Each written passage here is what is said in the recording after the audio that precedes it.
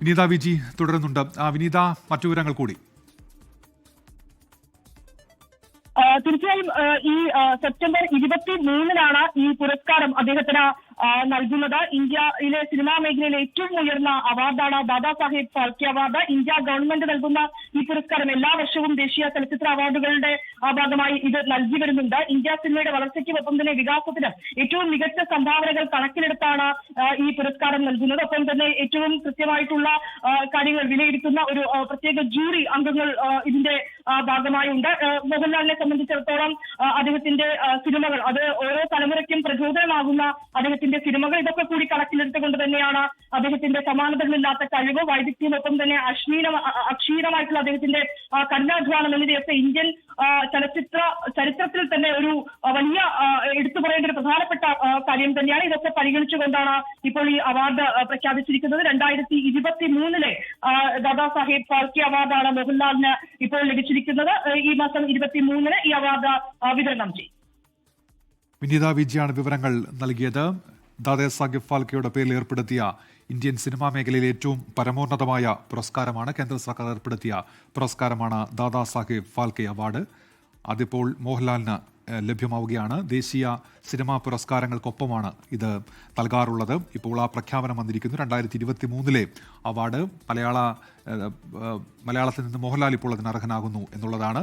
Cinema മേഖലയിലെ സമഗ്ര സംഭാവനയ്ക്ക് നൽകുന്ന പുരസ്കാരമാണ് ദാദാ സാഹേബ് ഫാൽക്കെ പുരസ്കാരം എന്ന് പറയുന്നത്. അത് ഒരിക്കൽ കൂടി മലയാളത്തിലേക്ക് എത്തുന്നു എന്നുള്ളതാണ്. നേരത്തെ അടൂർ ഗോപാലകൃഷ്ണന് ഇതുമായി ബന്ധപ്പെട്ട ഈ അവാർഡ് ലഭ്യമായിരുന്നു. രജനീകാന്ത്, അമിതാഭ് ബച്ചനൊക്കെ ഈ പുരസ്കാരത്തിന് അർഹരായിട്ടുണ്ട്. ഇപ്പോൾ മോഹൻലാൽ ആ പുരസ്കാരത്തിന് അർഹനാകുന്നു എന്നുള്ളതാണ്. അത് മലയാളികൾക്കെല്ലാം അഭിമാനിക്കാൻ കഴിയുന്ന ഒരു നേട്ടമാണ്.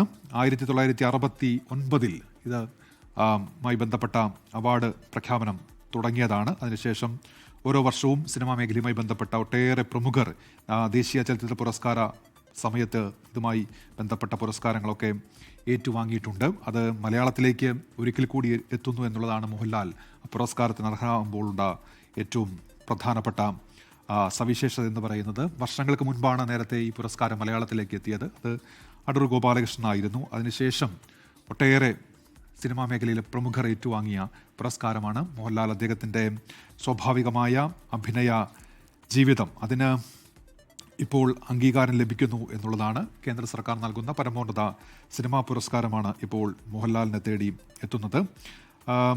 1969 ആരംഭിച്ചതാണ് ഈ പരമോന്നത പുരസ്കാര പ്രഖ്യാപനം.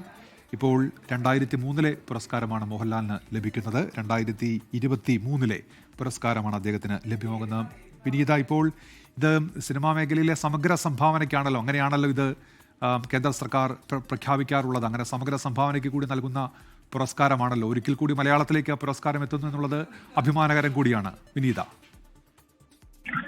തീർച്ചയായും അങ്ങനെ തന്നെയാണ്. നേരത്തെ നമ്മൾ സൂചിപ്പിച്ചതുപോലെ മലയാളത്തിൽ നിന്ന് അടൂരിനാണ് ഈ പുരസ്കാരം ലഭിക്കുന്നത്. അതിനുശേഷം ഇപ്പോൾ ഇതാ മലയാളികളുടെ ഏറ്റവും പ്രിയപ്പെട്ട താരം, നമ്മുടെ മലയാളികളുടെ ഒരു അഭിമാന താരം എന്നൊക്കെ തന്നെ നമുക്ക് പറയാം. നമ്മൾ എവിടെ പോവുകയാണെങ്കിലും മോഹൻലാൽ എന്ന് പറയുന്നത് നമ്മളുടെ ഒരു സ്വകാര്യ അഹങ്കാരം എന്നൊക്കെ പറയാവുന്ന തരത്തിൽ അദ്ദേഹത്തിനാണ് ഇപ്പോൾ ഈ അവാർഡ് ലഭിച്ചിരിക്കുന്നത്. ഓരോ മലയാളിക്കും വളരെയധികം അഭിമാനകരമാകുന്ന ഒരു നിമിഷം കൂടി തന്നെയാണ് ഇത്. ദാദാ സാഹേബ് ഫാൽക്കെ പുരസ്കാരം നടൻ മോഹൻലാലിന് ലഭിച്ചിരിക്കുന്നത്. 2023 ഈ ഫാൽക്കെ പുരസ്കാരമാണ് മോഹൻലാലിന് ലഭിച്ചിരിക്കുന്നത്. സെപ്റ്റംബർ 23 ഈ പുരസ്കാരം വിതരണം ചെയ്യുക. സ്വർണ്ണ കമലം, പതക്കം, ഒപ്പം തന്നെ ഷാൾ, 10 ലക്ഷം രൂപ എന്നിവ അടങ്ങുന്നതാണ് പുരസ്കാരം. അദ്ദേഹത്തിന്റെ സമാനതകളില്ലാത്ത കഴിവ്, ഒപ്പം തന്നെ അദ്ദേഹത്തിന്റെ കഠിനാധ്വാനം ഒക്കെ വിലയിരുത്തിക്കൊണ്ട് തന്നെയാണ് ഇപ്പോൾ ഈ പരമോന്നത പുരസ്കാരം അദ്ദേഹത്തിന് ലഭിച്ചിരിക്കുന്നത്. സെപ്റ്റംബർ 23 നടക്കുന്ന 71ാമത് ദേശീയ ചലച്ചിത്ര അവാർഡ്ദാന ചടങ്ങിലായിരിക്കും ഈ അവാർഡ് അദ്ദേഹത്തിന് സമ്മാനിക്കുക.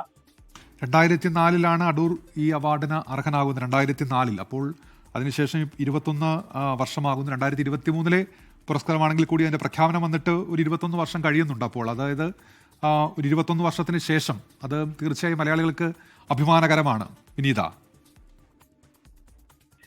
തീർച്ചയായും അങ്ങനെ തന്നെയാണ്. ഞാൻ നേരത്തെ സൂചിപ്പിച്ചതുപോലെ മോഹൻലാൽ എന്ന് പറയുമ്പോൾ അത് എല്ലാ തലമുറയും ഇപ്പോഴും അദ്ദേഹത്തിന്റെ പഴയ സിനിമകൾ നമ്മൾ ആസ്വദിക്കാറുണ്ട്. ഈ പുതിയ സിനിമാ മേഖലയിൽ ഉണ്ടാവുന്ന ഈ നൂതന സംവിധാനങ്ങളിലൂടെയൊക്കെ സിനിമാ മേഖല മുന്നോട്ട് പോകുമ്പോഴും അതിന്റെയും ഭാഗമാവുകയാണ് അദ്ദേഹം. അതായത് ന്യൂജൻ താരങ്ങളൊക്കെ എത്തുമ്പോഴും അതിലും മോഹൻലാൽ എന്ന് പറയുന്ന ആ ഒരു നടൻ അദ്ദേഹം ഇപ്പോഴും മലയാളികളുടെ ഒരു സ്വകാര്യ അഹങ്കാരം എന്നൊക്കെ നമുക്ക് പറയാം. അതുകൊണ്ട് തന്നെ നമ്മളുടെ പ്രിയപ്പെട്ട ലാലേട്ടന് ആ പുരസ്കാരം ലഭിക്കുമ്പോൾ അത് ഓരോ മലയാളിക്കും വലിയ അഭിമാനം തന്നെയാണ്. അപ്പോൾ നേരത്തെ സൂചിപ്പിച്ചതുപോലെ അടൂരിന് ശേഷം ലഭിക്കുന്ന ഒരു മലയാളി എന്നൊരു അഭിമാനം കൂടി അതിൽ ഉണ്ട്.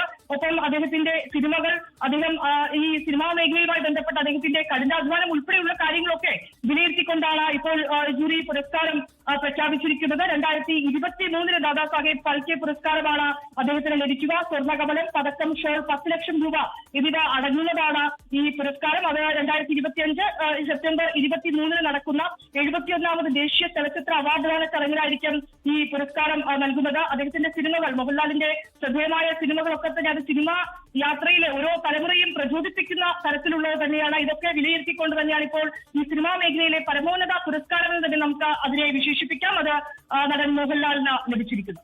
ലോകത്തെവിടെയായാലും ഏത് സമയത്തും 24 വാർത്തകളും ഓഗ്മെന്റഡ് റിയാലിറ്റി പാക്കേജുകളും എക്സ്പ്ലെയിനറുകളും വിശദമായി കാണാൻ ഞങ്ങളുടെ യൂട്യൂബ് ചാനൽ നിങ്ങൾക്ക് സബ്സ്ക്രൈബ് ചെയ്യാം.